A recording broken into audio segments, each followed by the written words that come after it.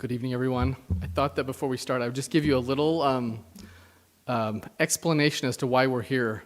First of all, thank you for braving the rain and missing the last couple minutes of the football game to be here, and it will definitely be worth it.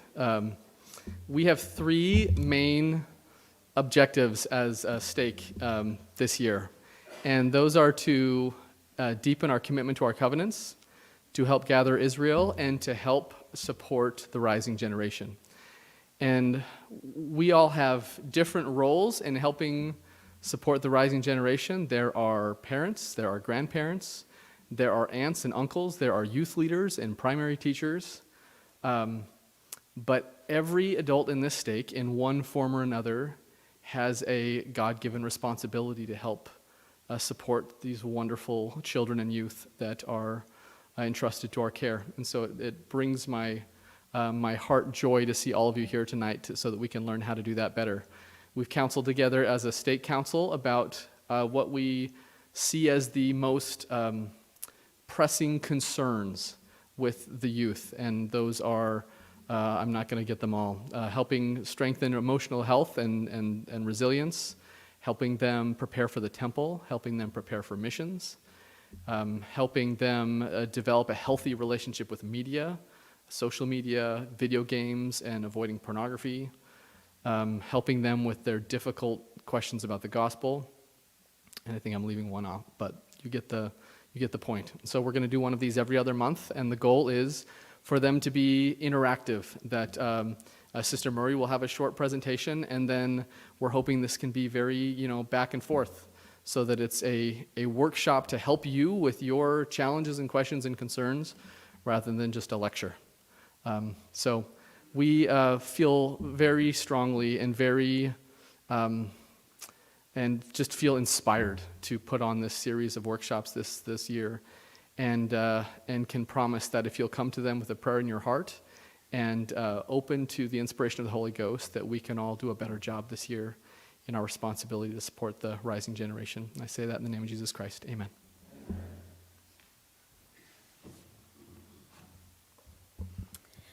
I'm just going to introduce our speaker tonight, Sister Kristen Murray. Kristen is a licensed clinical social worker with extensive training and experience supporting individuals and families.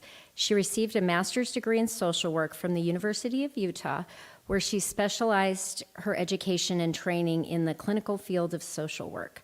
Kristen has almost 20 years of clinical social work experience that is wide-ranging from adolescents down to residential programs in Utah, school-based programs in South Central Los Angeles, to her current private practice in South Orange County. Kristen is passionate about her work and really feels she has the best job in the world.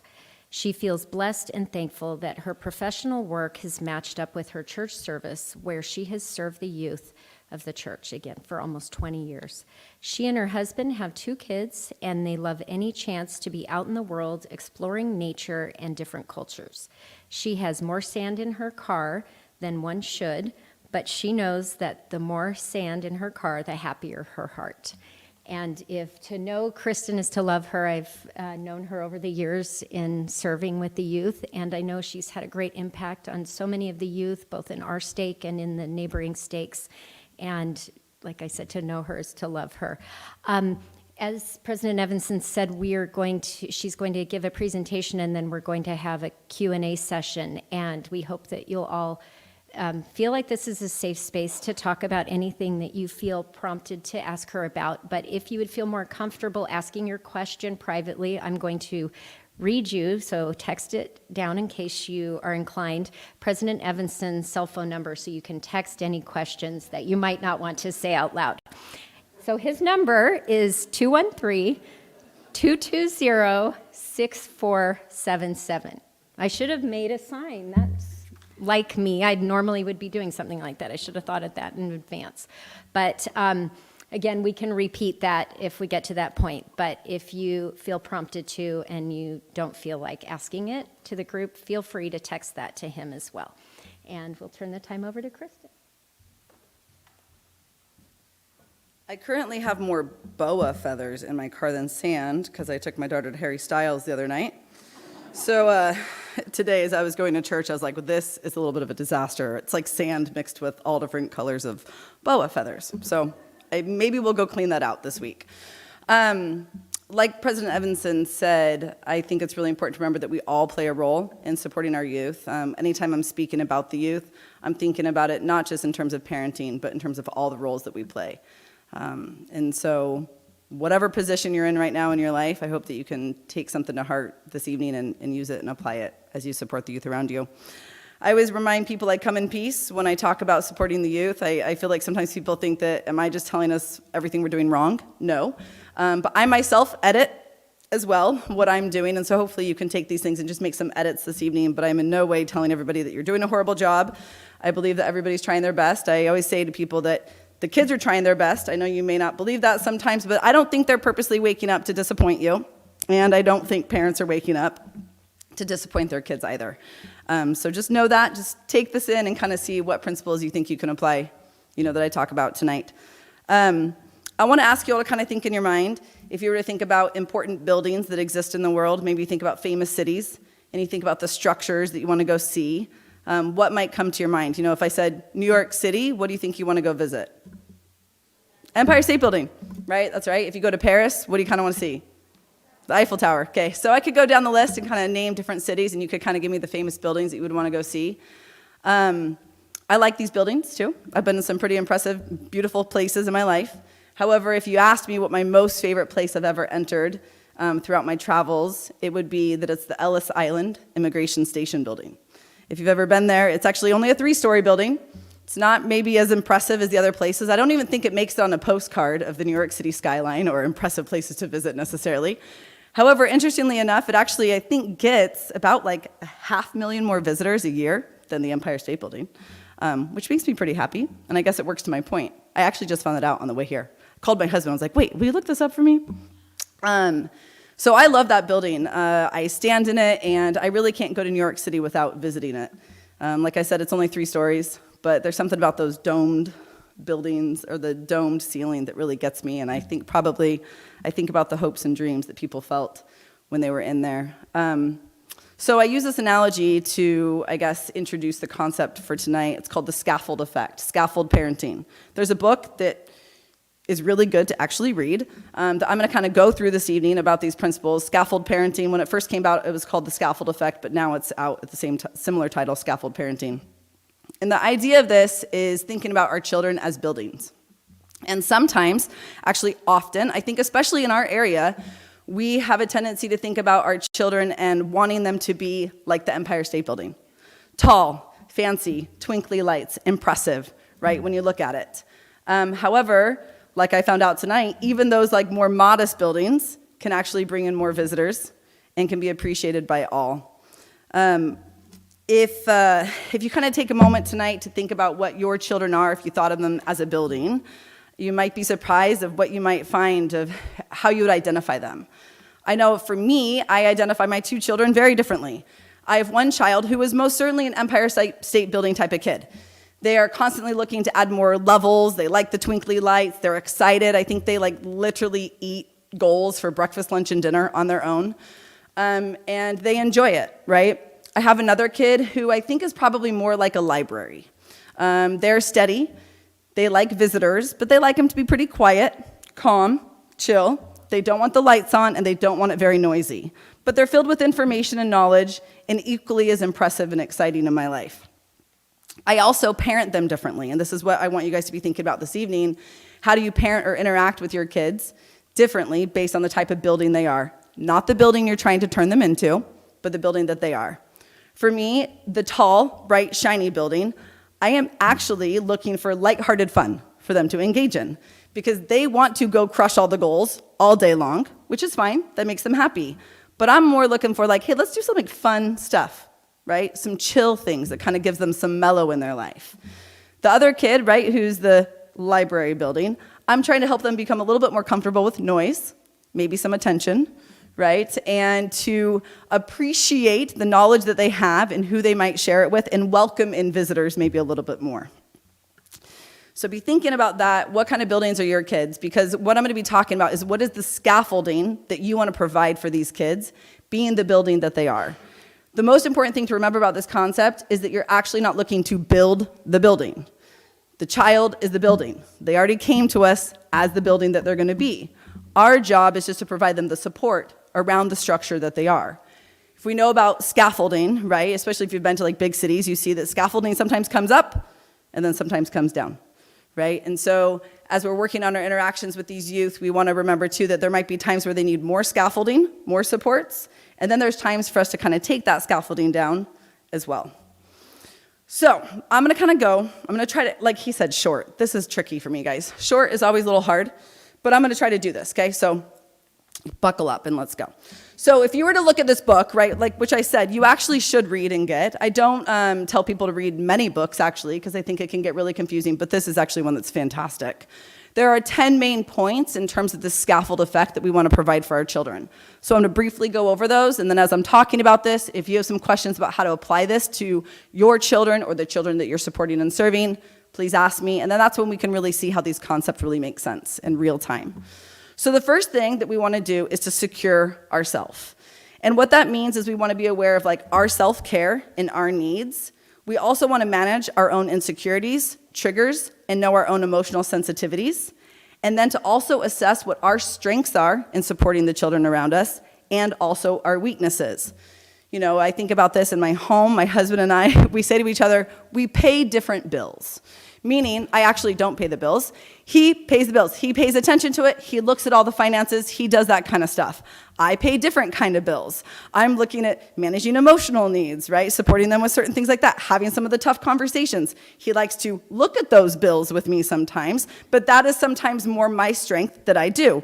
I look at the bills, I'm just not actually clicking pay, right? So we have these different strengths in our relationship, and we try to honor those within each other. We can't offer support to those that we love in our lives, the kind of support that they need and deserve, if we're not actually taking intentional time to look at who we are and what we can offer them, and then also connecting with the other supports around us to help us with that job or that work that we're doing with the kid. So first, secure yourself. The second one, which I actually really like this idea, it's draw a new blueprint. This is where we need to throw out an old and outdated idea of what success looks like and what our expectations are of our youth. We create a new blueprint for our child that includes space and openness. Think about an open floor plan, essentially, right? Which gives the kid and the child room to move around and not feel like they're stuck in a box.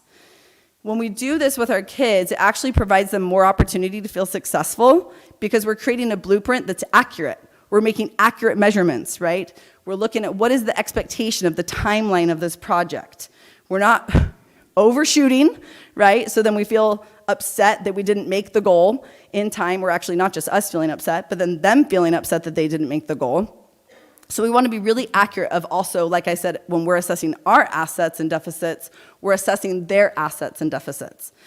When we do this with our children, and we can actually do this as a youth leader, right? Or in our home, or as an aunt or a grandma, to ask them, what do you feel like you're good at? What are the strengths that you possess? What are the things that you're struggling with? What are some of your challenges? We do want to make sure, like I said, that we're realistic, though, and we're accurate with these assessing. Realistic and resilient self-esteem is about engagement with the truth of who one is. So when we think a lot about this, about resiliency and grit, I really like that reminder that we have to have the truthfulness of who someone is, not, again, what we want them to be.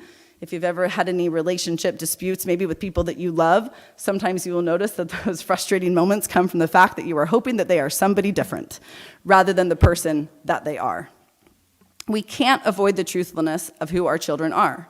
Seeing them as who they are is critical, as we need to be sure we are providing them the support for the kind of building that they already are, and not one that we want to turn them into.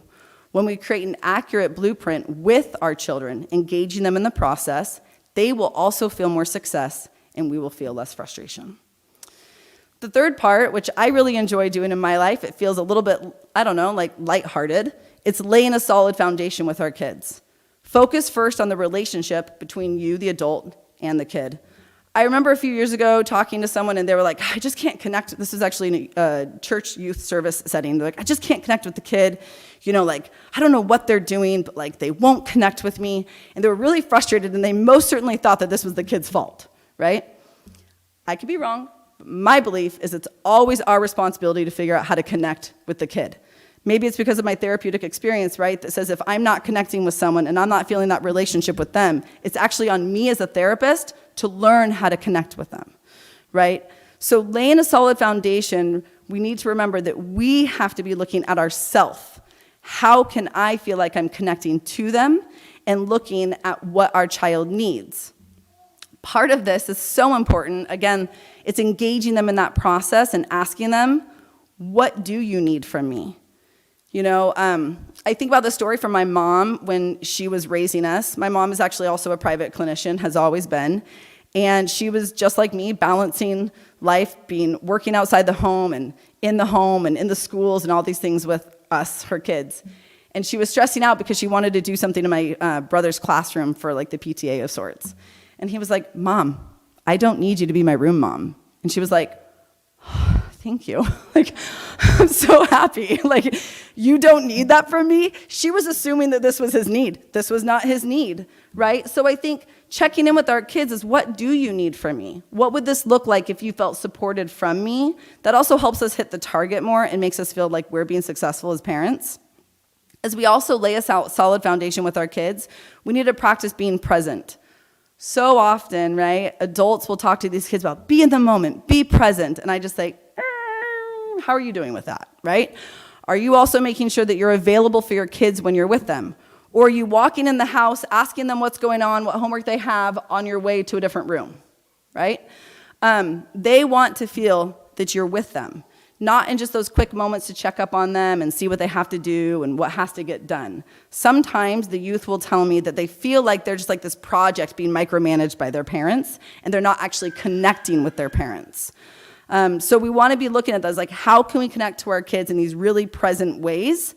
Part of this is even sometimes looking at attachment rituals. Attachment rituals are really easy when our kids are young, right? It's reading stories with them, bath time, whatever, like the fun little things, right? As they get older, we're like, how do we do this, right? I always remind people, food. Food's a great way. I have a lot of kids who love like early outs. Try to go and take them to food once a week or every other week, right? But you just have to be creative with them and ask them what they want. One of our children, they love to walk and talk, right? They are the kid that's probably similar to me, just talk, right? And what I have found is part of me laying a solid foundation with that kid is that when we go on a walk with the dogs, I do not do any editing. I do not give them any advice. I do not offer them a solution to any problem that they are sharing with me. I am just looking at this moment as quality connecting time. I put aside my maybe fears or worries or notes to make. I put those aside because what my kid needs is me just being with them at that moment, right? So I just listen, I hear everything that they tell me, and I have points I could make, most certainly, but I just keep them to myself, and we just walk, and I let them talk, right?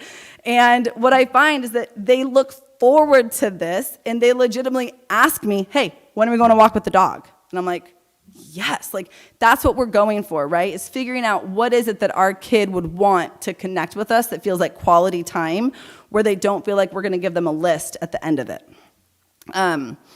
The next thing that we want to do with our scaffolding, how we're going to provide this for our kids, it's hard, but we have to hold steady. When parents freak, kids react.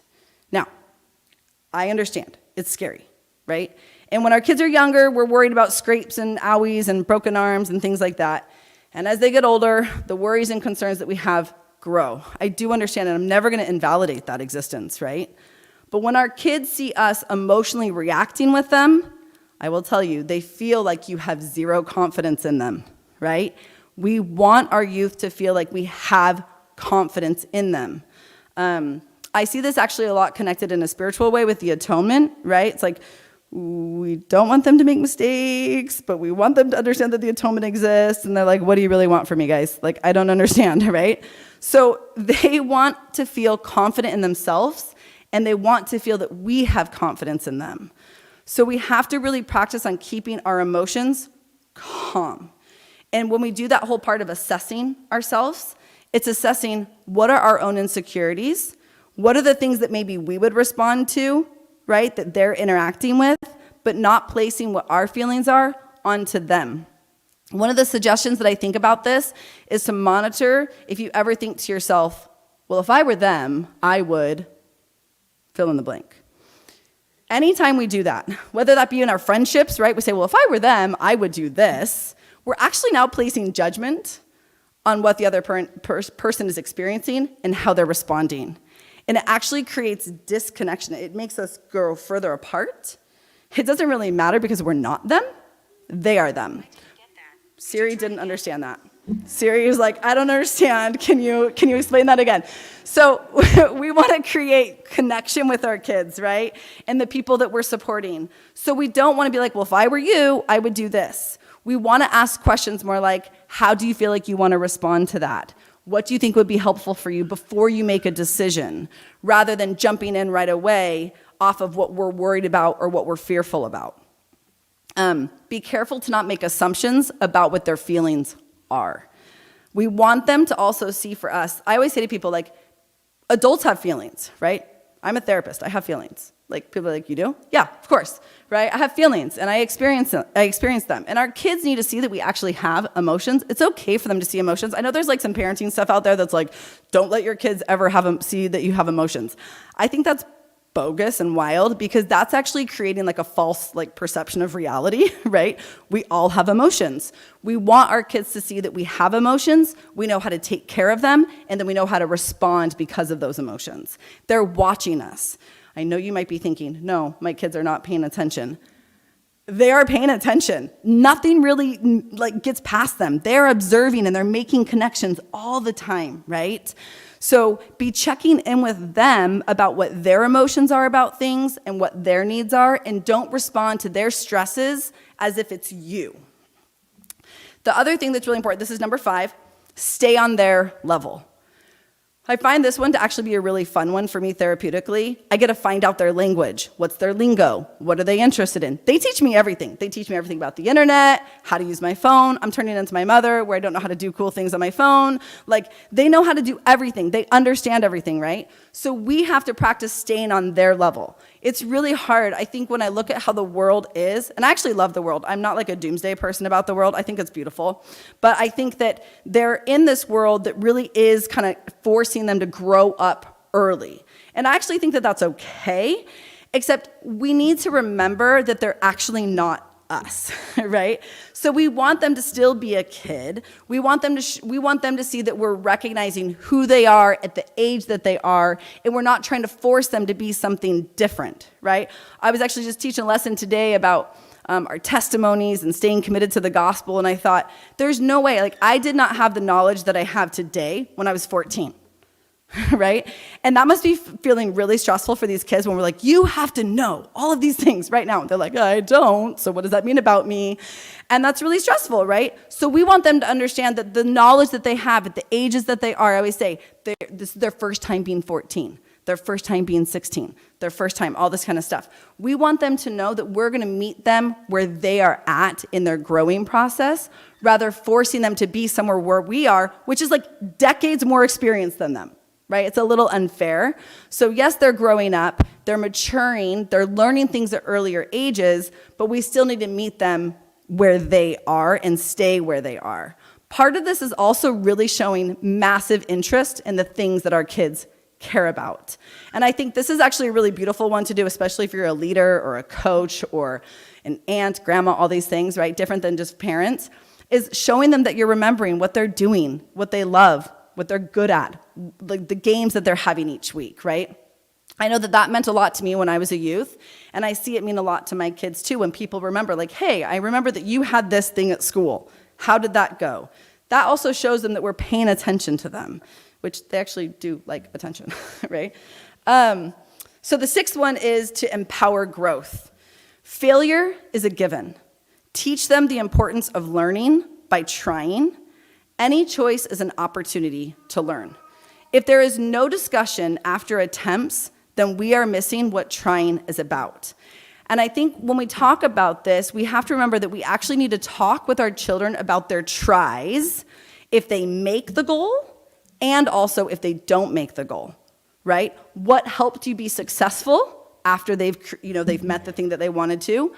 What do you feel like you could have still done better even though you met the goal? And then it's if they didn't, what do you think got in your way? How do you think you could have handled that better? It's really not just about celebrating that they won something or like taking them to like a post non-celebratory dinner to make them feel better that they didn't win. Like, I don't know what we call that, but like we want to actually communicate to them about both of these things, right? So we're celebrating them when they're trying things. I know in our family, that has looked like that when our kids are trying out for things, whatever it might be at school or extracurricular activities, I leave them notes at home on the day that they try out for it. I don't just wait to find out if they got it or they didn't, right? Because I want them to recognize, I'm just impressed that you tried something that there's no way I would have tried, right? And I'm just like, that is really cool that you're trying new things and you're trying to learn. A reason, or something also that's really important in terms of empowering growth, is that we want to think about that when they're trying things and they don't make it, or maybe when you see that something isn't going well for them or they come to you with their problems, we have to move from being a fixer to a consultant, right? So, and this is one of those things that's really hard because when they're little, I feel like I can put a Band-Aid on them really quick, I can give them a warm bath, and it's like all their worries go away, right?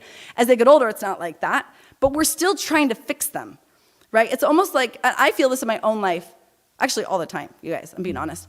I feel like I'm always hedging, and I'm trying to make sure, right, that my kid is prepared for all of the different ways that life is going to go. And I know that that can be exhausting, right? But what we really have to do, and I have to stretch myself to do this too, is I have to think, how can I be a consultant in their life? How can we communicate with each other about what they need, where they could change, what they need from me, all these different things. So think about that in your mind, that rather than fixing their problems, because that also, I will tell you, when we fix their problems, we are again responding out of fear and less confidence in our kids, right? So when we're saying that we want our kids to be resilient, if we're just trying to fix their problems, we are actually now a big part of the problem of why they're not feeling resilient. Because anytime they have a hard time, we're trying to patch them back up and fix them. I actually want these kids to sit in discomfort, to feel it, to struggle, to grow. They can't do that if we're constantly fixing things. One of the things to also think about that when you think about moving from a fixer to consultant is you want to help them move from comfort zone to growth zone. No growth happens if we're comfortable. We know that, right? And I have to stretch myself a lot in certain things that are hard for me so I can grow. And they sometimes terrify me, right? They're scary. I say always to like a teenager who's about to get their driver's license, they're like, I'm kind of nervous. And I'm like, good, you ought to be, because I am on that road too, and I'm with my children, and your parents are thinking about you on the road, so please be a little nervous, right? It's okay to feel those type of feelings. The seventh one is to build strength. And what I'll say about this is that if we want them to build that grit and that strength in their life, we want to first talk to them about what are their desires, right? What are their interests? Where are they trying to learn something new? The second part is looking at their competency, right? Supporting them and learning the ability to work on that skill, to strengthen it, right? So again, we're identifying those assets and deficits. And then third, we're looking at those expectations. The expectations of they're going to fail a little bit, they're going to try, they're going to learn, they're going to grow, they're going to succeed, without holding them to an expectation of perfection. What grit is to us, like I said, we have decades more experience than the kids. So what grit is to us is going to look different for them. So we have to recognize that with them when we're talking to them about, like, how can you be more gritty? Where can you stretch yourself a little bit more? And we do that by looking for opportunities for them, their interests, right? Helping them practice those new skills, and then talking about the expectations as they take on trying a new skill and working on something new. This leads us in to the realistic expectations part.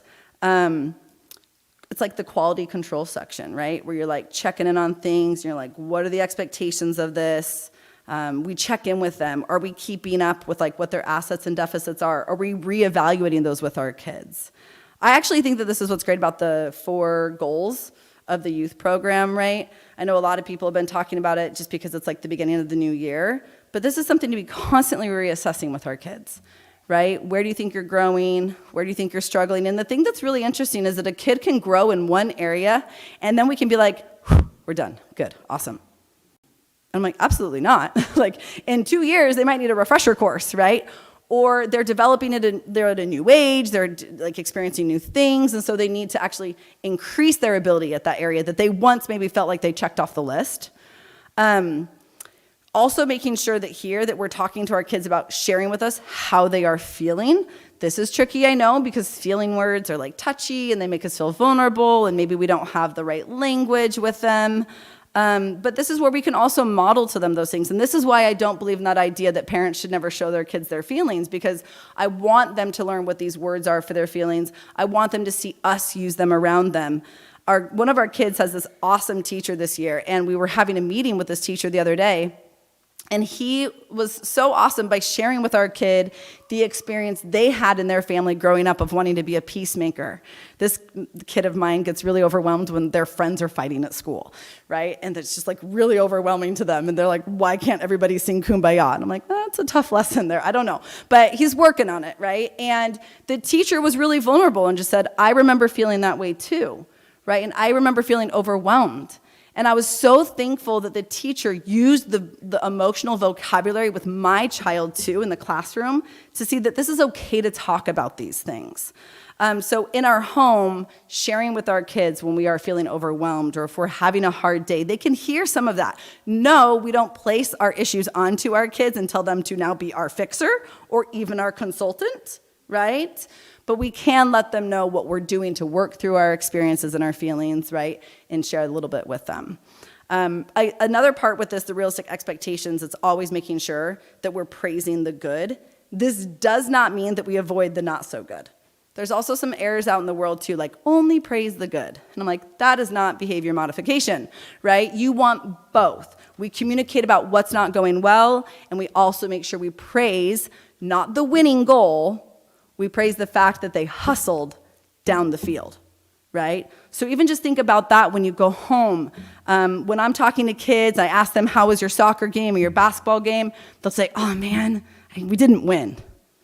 And my next response always is, well, how did you feel like you played, right? What were some good moments you felt like you had, right? I'm interested that they tried, that they did it. I actually don't care if a kid wins or loses. It makes no difference to me because I know a kid showing up is still work. So we want to make sure that we're communicating to our kids that we know that they're working and we see it and we appreciate it.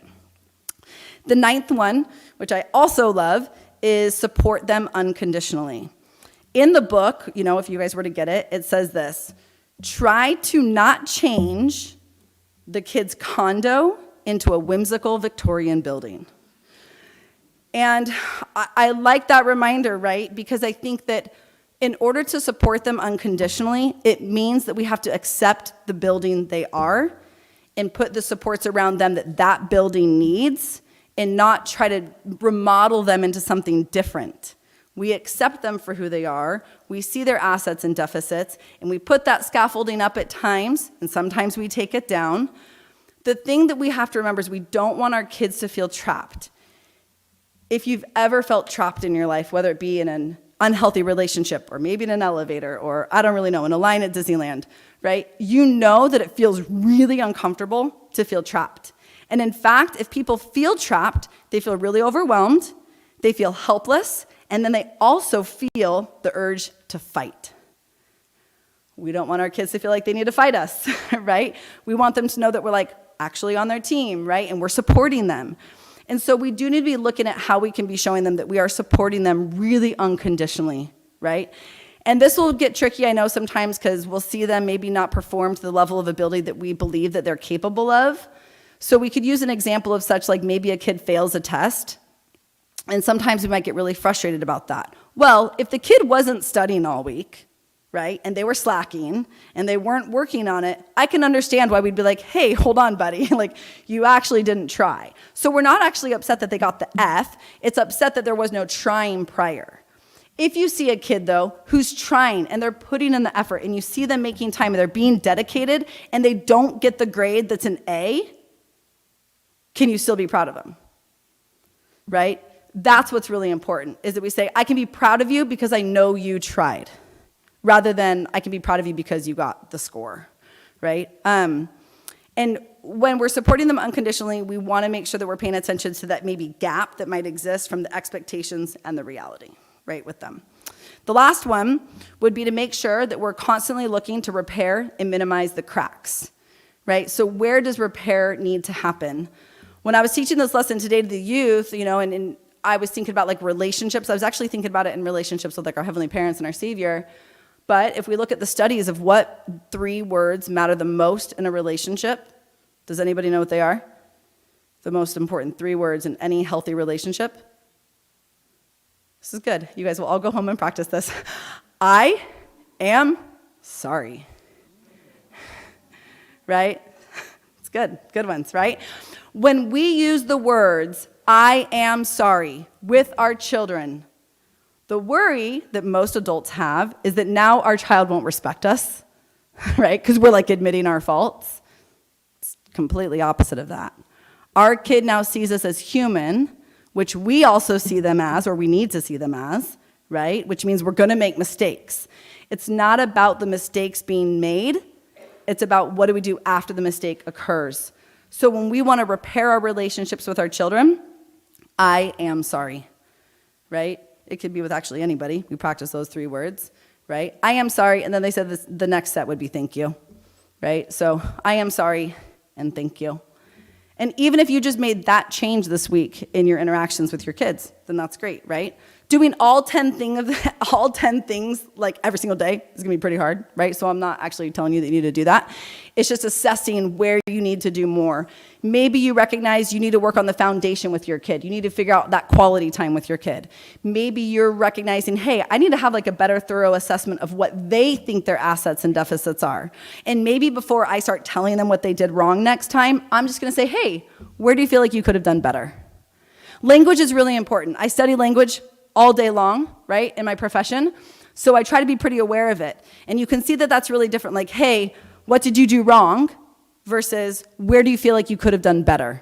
Already, I either want to talk to you or I don't because I feel shame, right? And so when you're using your language with your kids, you just want to be thinking of, I'm not saying that we're flowery and fluffy and never talking like a straight shooter, right? But we do need to be aware of the words that we use. Words have significant power, especially in those close relationships with the people that we love the most. Words can mean everything.